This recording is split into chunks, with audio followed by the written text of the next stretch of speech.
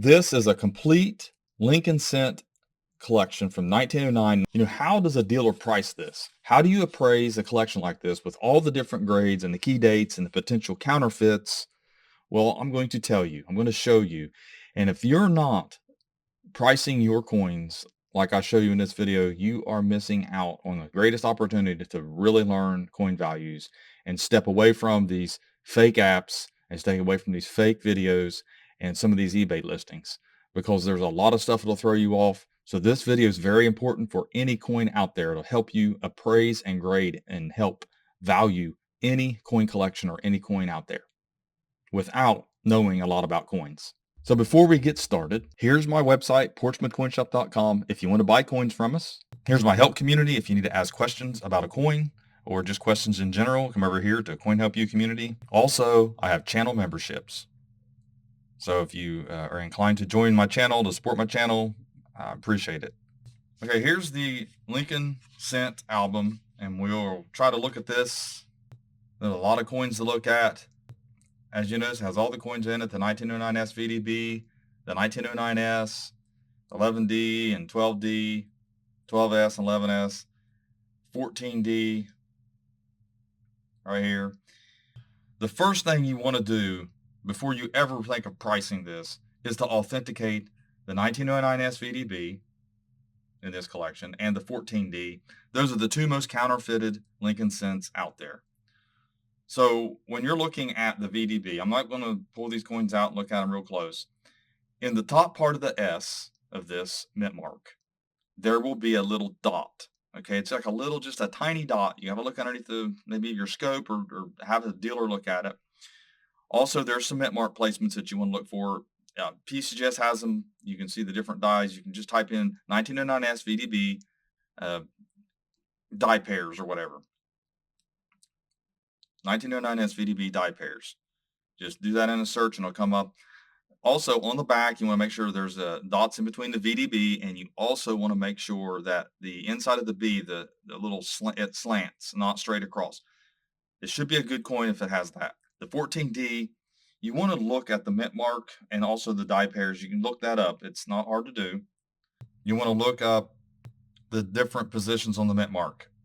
So you want to make sure there's a diamond shape in the D, which this one has that. You want to make sure there's not too much space in between the 4 here, where someone could have rubbed off the part of a 4, make it look like a 1. This is no problem there. It won't have a VDB. So 1910 to 1917, no VDB. Then sometimes there is a die crack right in between the Lincoln's cloak and the rim. It'll connect the rim. Not on all of them, but that's one that'll help you out a little bit. That's one aspect to look for, one die. So when we're looking at all these coins, most of them are in the AG to G condition. Some might be very good, but your main page with all the value here is what you're looking at. Then over on this page, you do have some little better dates like the 22D, and it has broken D, which is I don't know why that's in there, but really it's a weak D. And then you have the 24D, which is a little bit better, and the 31S. 31S is your second lowest mintage. It's right here. And it's not in that great a condition. And so it's been cleaned a little bit, so it's hard to see. It's got a little bit of a, I don't know, kind of a coating on it of some sort. Not really a coating, but just like a haze. So this set goes to 45.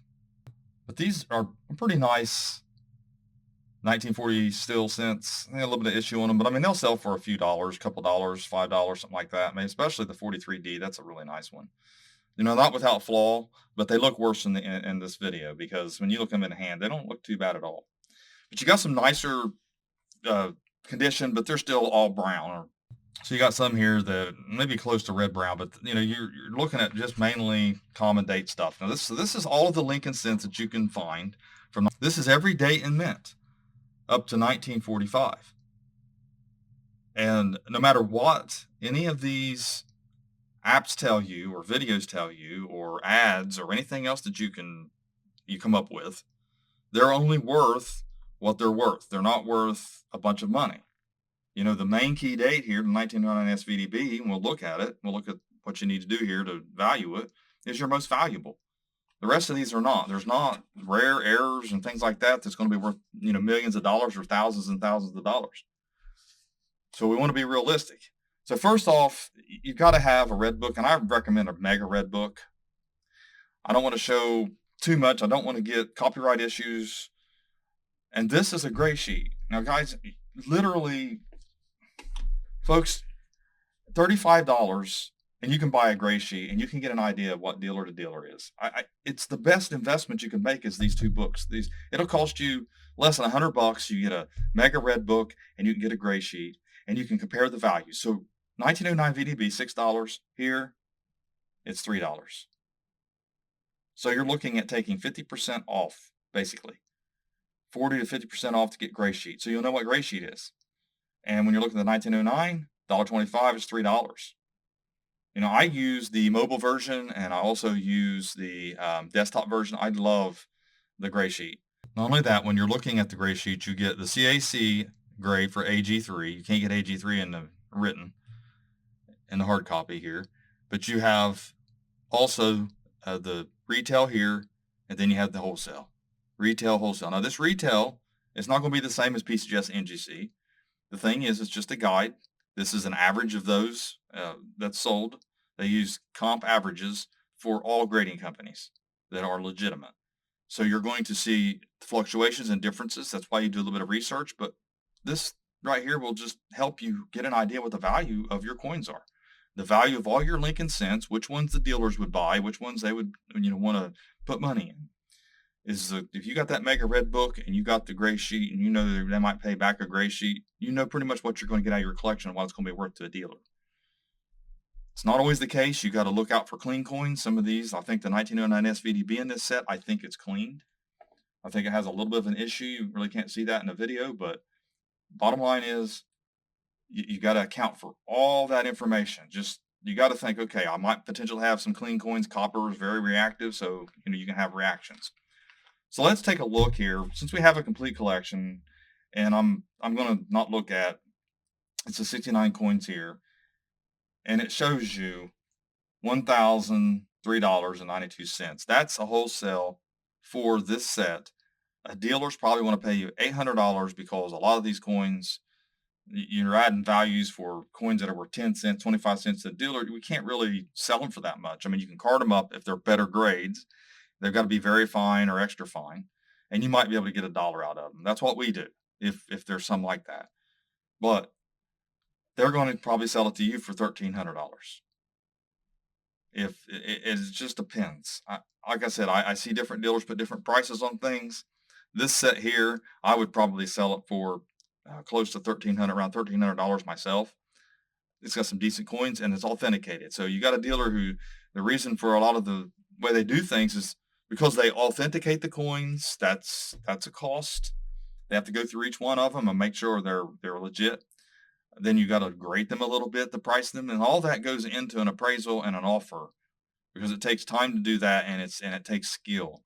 But you still have all that to take into consideration. But you can actually come up with your own prices, appraise your own collection using this method here and using a gray sheet, and have a really good idea.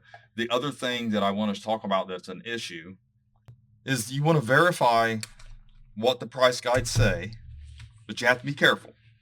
eBay is a good place to use for ungraded coins, but it's also a bad place to use if you don't know what you're doing. You might have a coin that looks just like this, and it's a 12D, and you might not get that because this is a round table dealer and probably has a clientele. You might only get $40 out of yours. So you can't always go by this. There's one for $19.99, but it's a 12D. You can look in and see if yours looks like this cent and see if it's a similar grade and see what it says in the gray sheet, see what it says in the red book. And this gives you kind of like a trifecta. You have 3 different values to base what the value of your coin is. You can use PCGS's photo grade. I have a photo grade on my website. I have a photo grade app that you can use as well. It'll help you grade your coins. I have videos on how to grade Lincoln cents as well. So all that together, there's no reason why you wouldn't know what a penny's worth. I mean, seriously, if you watch this video and you listen to what I'm telling you, you will learn what all cents are worth in different conditions. You can go to PCGS and look and see what they're worth and all the different grades too. There's just, all this is at your fingertips. And not enough people get exposed to this to know this. There is an issue that I see.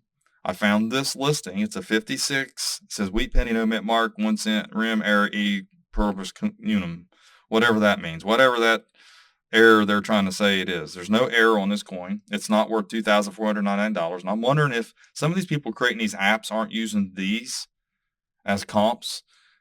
Their apps have AI that scrape or at least look for information on a 56. You type in 56 value and it uses this as part of the average or the value.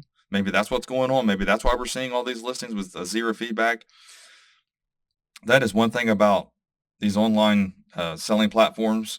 They need to not let anyone list any coin for this much money that's not graded by a reputable company with zero feedback.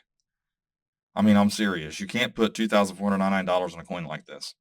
It's not even a key date.